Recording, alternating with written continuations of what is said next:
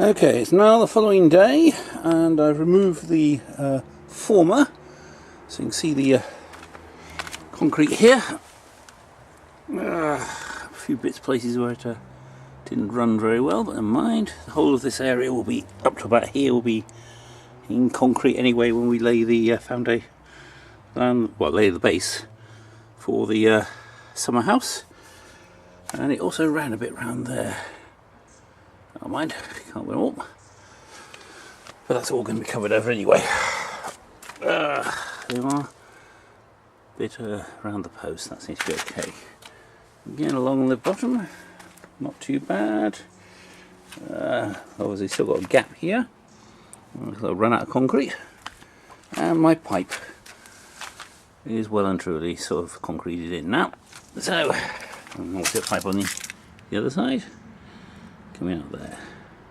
Need to extend that back along that way, eventually back to where the power is. So, not too bad. Right, need to carry on, but fortunately the car has come up with a problem in the fact that it's registering one of the bulbs has gone, so I need to sort that out straight away and possibly nip to Halfords and get a bulb if I haven't got one. Okay, end of recording for now. See you later. Bye. Right, got my son to come out and give me a hand.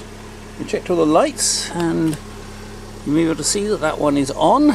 Also, this one here is on, so it's bright sunlight, so it doesn't really help too much. Whereas this one's on, but there is no one here. That one. Oh, sorry, that one. So, it means getting into here and replacing that bulb. Okay.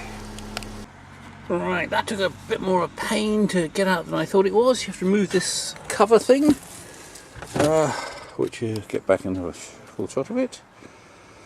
It's held on by these little clip arrangements. Although for some reason that one is missing, and that one came off. They're only sort of like glued in by the looks of it. So what I've got to do, got some epoxy glue, stick that back on. Or when you're taking them off, they're held in with these plastic sort of clip things you need to remove first. I really don't like these. Basically, you have to pull out the centre, and then it sways it back out again, and then you can sort of pull it out. But they're rather difficult to get out. Also, you need to remove the bolt, which came from the handle, the actual closer, that bit there.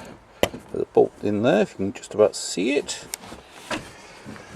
And this bit I found you don't need to remove at all, but I moved it and found out I didn't need to.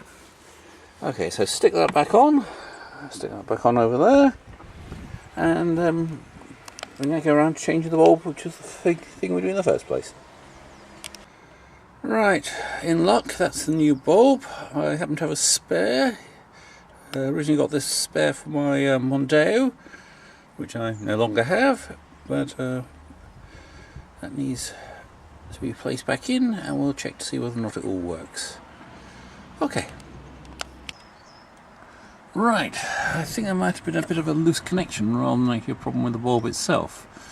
This is the one from the other side. I swapped them over to see if stuck a new bulb in. There wasn't any problems, so I swapped these over, and this one started working and the other side stopped working. So what I've done, a bit more fiddling around, a bit of clean up, and put new. So I've got new bulbs in them both at the moment, and they both appear to be working. So I think that should do for the moment. Now I'm going to put everything back together again. Right, all back together again. Here are those expansion plug things in. I had one bit of plastic left over, obviously broken off in somewhere. That wasn't actually connected to anything, so I guess it was from a previous time somebody did something. Again, reasonably okay. And hopefully we have some lights that now work. Okay, no warning light on the dashboard. Obviously we've got the door open light, because I've got the door open at the moment. And we've got the brake light on, which is, I've got the brakes on, which But before there was a light just about here, which basically said the bulb was gone. Appears to be not registering any problems at the moment. So let's have a quick look around the back. Oh, I hope I switch the light on first.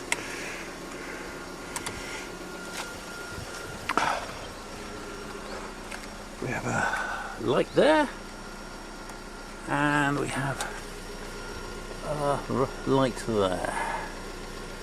Okay, that should be fine. That's a bit dimmer actually. Alright.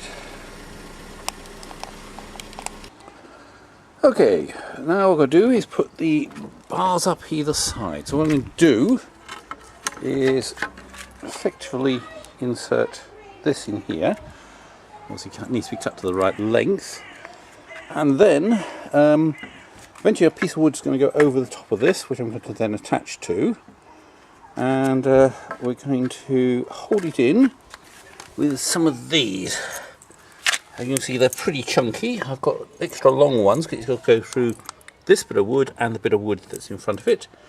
I've also got some thing called penny washers, which are these things to spread the load. So I'm going to put 4 of these into this post here to hold the piece of wooding. It needs to be very strong because that's the side that's going to hold the gate. The other side, do something similar, but I'm only planning to use these things, which are obviously much lighter, but they're only effectively holding the lock, and don't need to be anything quite as strong. So that's the plan. See you later. Okay, there we are, 4 holes. You've got the top one, that one was already there, and there it is, that one. They're the right size, that one's not the right size. And down here again a similar thing, another hole there, and one down here. Again, that's the original one, which wasn't actually the right size, so not really good to us. Which is a lot of dust. And now we've got to attach the piece of wood to it. And obviously drill the right holes in the right places and things. I think it's a bit long at the moment, so I need to cut that down. Okay, that's one side done. I've still got to paint it and put the board over the top. So these bolts are in, they're only relatively loose. I can just take them out again and take it off. I need to paint. But to be honest, it looks like it's going to rain, so I'm not sure if I'm going to get much more time. As for the other side, I haven't even started. Try and do that next. Right, now that's the other side. Obviously this one was a lot quicker because the bolts are a lot smaller. Just a effectively straightforward raw plugged holes with bolts going in. Or we have to have screws, they're called. And there we are. Obviously got to cover this over with wood, similar to the other side, although in this case the bolts will actually come out all the way through the other piece of wood. I don't plan to do it on that side. And onward. Right, last bit of video for today. I just gave the wood for the gate supports a bit of a undercoat. It's supposed to be grey, but when I opened the tin it turned up being white, even though it was in the grey section. So in some ways I prefer grey because it's more obvious where you paint it. So, but anyway, white does the job just as well. Obviously this is really only intended temporary. I'm going to take this post back off again and paint it behind as well. When I come to put the wood that goes over the top, obviously I've got quite a bit on the concrete and the paint, but that's not really too important because nobody will see that. That's going to be behind the other bit of wood, and similar on the other side. Okay, I'll call it a day. Right, just having a quick check of the car. Remember last time I said the lights looked dimmer on one side than the other? Well, it's now dark, and I'm going to quick check, and to be honest, they look exactly the same on both sides. So I guess it's just the fact that I was in bright sunlight. Okay, that's it. Back inside.